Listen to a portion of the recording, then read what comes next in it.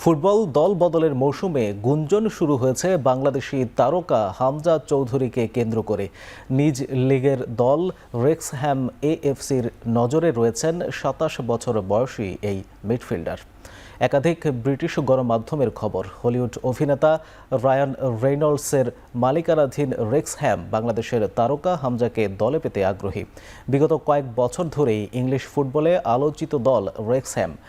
English পঞ্চম বিভাগ থেকে শুরু করে বর্তমানে প্রথম বিভাগ ফুটবলে উঠে এসেছে ক্লাবটি। এবারে দলের লক্ষ্য চ্যাম্পিয়নশিপ থেকে সরাসরি প্রিমিয়ার লিগ নিশ্চিত করা। আর সেই লক্ষ্যেই হামজা চৌধুরীকে নিয়ে দলটির আগ্রহ প্রকাশ্যে এসেছে। চলতি মৌসুমে এরই মাঝে দল ঢেলে সাজিয়েছে রেক্সহ্যাম, আর তাতে নতুন সংযোজন হতে পারেন হামজা চৌধুরী।